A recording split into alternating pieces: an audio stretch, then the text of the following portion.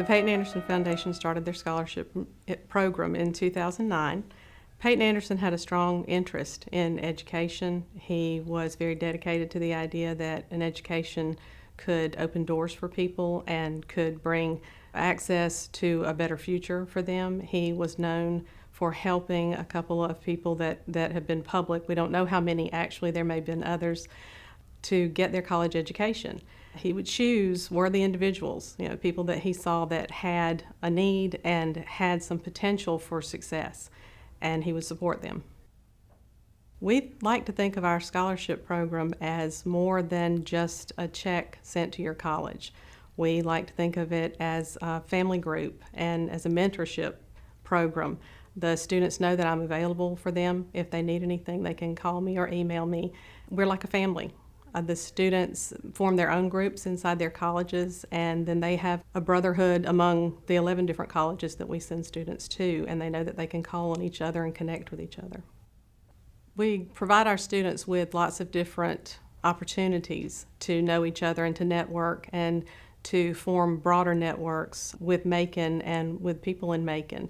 From the beginning, when our students are interviewed, they are introduced in the interview room to lots of community leaders who are very education-minded people, and it helps them to begin to broaden that network of connections that we hope for them.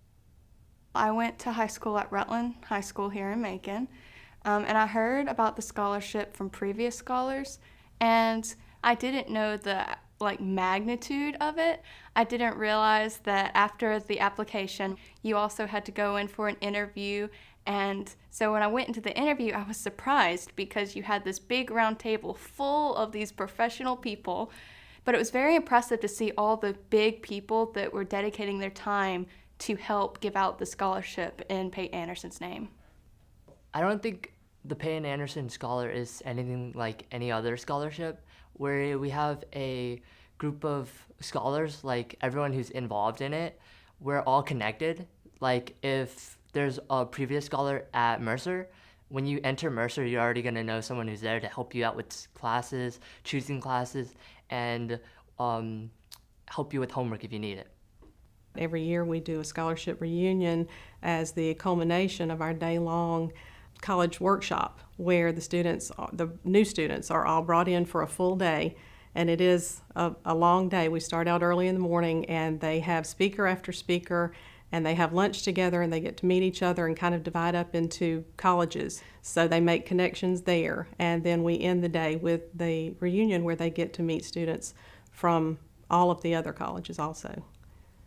It means a lot to me to be a Peyton Anderson Scholar, simply not just because of the help, but because now I'm interconnected with a bunch of other scholars, not just in my year, but in previous years.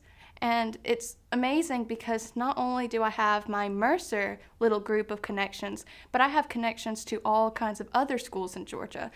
And it's really good to be in this little circle of like-minded individuals who are all dedicated to their academics, volunteerism, and really promoting Macon.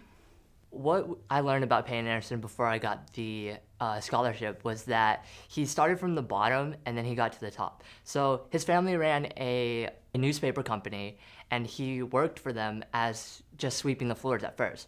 But later on throughout his life, he became an owner of it, and then he sold it. And then he helped people whenever he could. Like if there was someone who was in need of a medical bill being paid, he would pay for it. And that's really cool. You can't go anywhere in Macon without seeing the Anderson name, at least somewhere, especially downtown. So I've always heard about Peyton Anderson. He was just such a giving person. He never let his money or his wealth get to his head. He was all about helping the average person. He never asked for anything in return except to come back to Macon. He said if his money was earned in Macon, he was going to spend it in Macon. And I don't know, that's just very influential to me. I think Mr. Anderson would be so pleased to know that this has been his legacy. He always pursued and pushed his own children and grandchildren with their education, and has now developed a whole wider scope of children that have also been helped with their education to help Macon. I mean, that was his whole purpose. Peyton Anderson believed in the shop local principle, before it was a shop local principle, he always said he had made his money in Macon, and he wanted his money spent in Macon. And he encouraged everyone around him to do that same thing, employees included.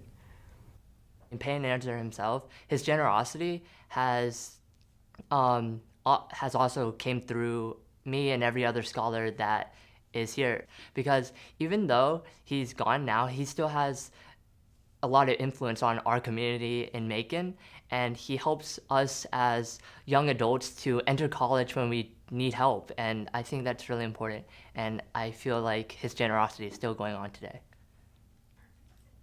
Being the scholarship manager at the Peyton Anderson Foundation is not a job.